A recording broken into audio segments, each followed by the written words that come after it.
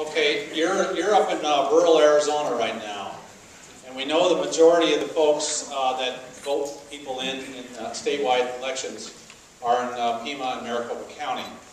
However, we are people too up here, and and we are really concerned. Some of the things you've already alluded to is on the sales tax. Right now, if this sales tax election goes through or not, they're threatening us basically that the school districts in Arizona are going to lose $540 million every year for the next 3 years. We're going to go ahead and we're going to have state prisoners, between 8,000 and 9,000 state prisoners are going to be brought back to the counties. Yavapai County here has 618 felons that will come back to us, which we have absolutely no room for. And our levels here of sales tax has gone down and down at the same rate as everybody else's. And we've been able to zero our balance out. First of all, are you going to be backing to get the 1 cent sales tax? Or if you are or aren't, what is your position on promoting that? And we'll start, Mr. Munger was the last, we'll start with him first. Well, ladies and gentlemen, as I've told you, I'm the only candidate here tonight who has a written plan on my website at johnmunger.com that has a written plan to balance the budget. The governor, as you may remember in the state of her state's plan speech, challenged each of us here to balance the budget without a tax increase if we knew how. She thought it wasn't possible. I did it. I ran it by former Governor Simonton, had him check the budget. He's done 7 of them. And he looked at the budget. It is balanced by line item. And he says, that budget works. It is not necessary to have a tax increase. In fact, that tax increase is going to kill 45,000 jobs in this state. Right. It's the wrong way to go. If you look at my balanced budget plan, it is not a tax increase. It is combined cuts and what we call non-tax revenues. Things like selling concessions to our parks, doing things that make money for the state without taxes. We can do this, ladies and gentlemen. And frankly, I'm a little upset because, very honestly, it seems to me that the government right now is almost threatening us, trying to make this tax cut be as draconian as possible so that we have to vote for the tax increase. I don't like that. I know that it's unwise and it's unnecessary, and I ask you to go to my website at johnmunger.com and look at my budget. I have balanced that budget with no tax increase, and the governor has never responded. Never. That tax increase is totally unnecessary. Thank you.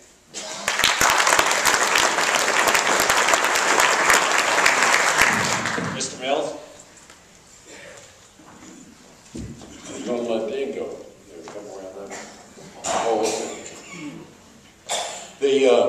the tax increase, as John said, is totally unnecessary. What they're doing to us is the same thing that they always do. Talk about sending prisoners back, talk about taking money out of the classroom, putting 50 kids in the classroom. They remind me of the way that terrorists operate. They shove the kids out front, they threaten, that's how we got Obamacare, was at the federal level. They're doing the same thing. What we need here is we need some leadership. We need somebody to go in and take the reins and say, no. They talk about sending people back here. Nobody's talked about taking anybody out of the back room yet. We employ, in elementary education in Arizona, we employ 55,000 teachers. And we have 55,000 support people in the back room, 1 for 1. And first thing they want to do is, if you don't vote for that, we're going to take, reduce all the money for children. Push the kids out front, just like the terrorists did. That's no way to do business. That's not leadership. That's the easy way. We're going to unbalance your budget to balance the state budget. That's just not right. That's not the way it works. You take a classroom. This is real simple. You take a classroom. It's got 30 kids in it. We spend between state, local, and federal money $10,000 per student. So you've got 30 students in the classroom. That's $300,000. The teacher, average teacher, gets $42,000 to $48,000. Call it 50, round numbers. I want to know where the other $250,000 for that classroom is.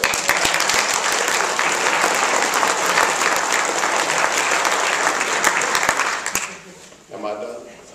Can I say?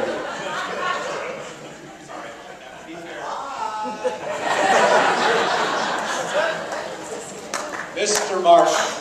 BuzzForGov.com.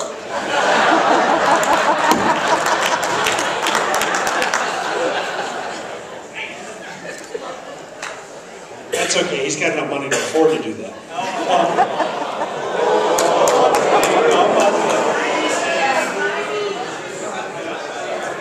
Okay.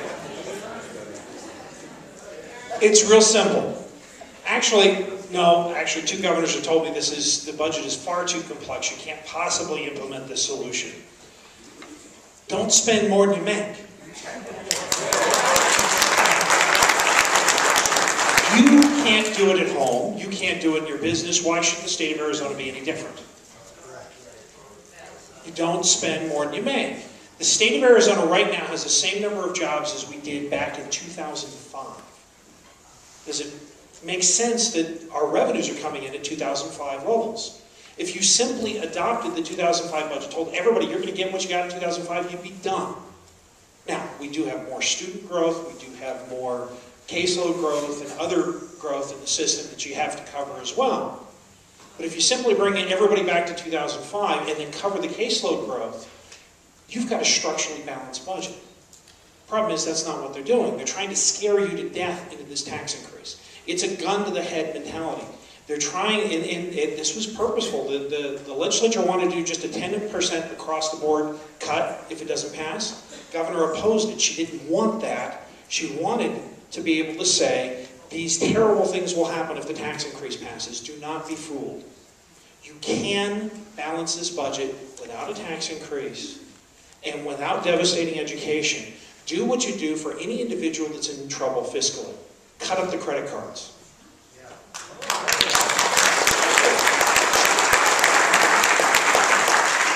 Let's talk about the 10th Amendment in the Constitution.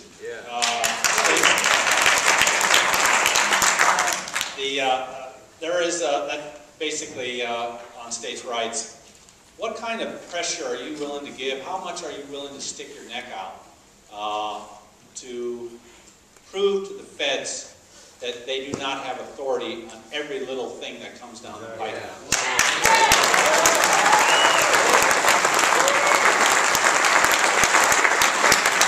Mr. Mills, you're worse this time. We go back and forth, but we hop. A minute and a half. Oh, okay. Start the clock. I got my copy of the Constitution, carry it with me everywhere I go. We print these out at the ranch for all of the clients that come out there. So I got mine. I know about the 10th Amendment. But that's, you know, they've done it again. They just keep doing it to us. You just keep doing it, including our congressional representative, Ms. Kirkpatrick. She, you know, her and the other 4 Democrats from Arizona voted to bankrupt Arizona with the mandates that are going to come down from this health care thing. You know, if it wasn't bad enough, they failed us on the border. Now they're failing us on health care.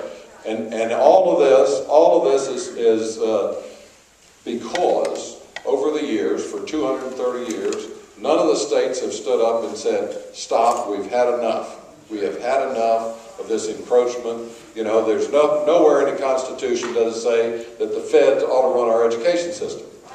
There's nowhere it says that we need a Department of Energy. And this is just more of the same old, same old. Now, there's about 30 states that are filing suit against, on 10th Amendment issues against Obamacare.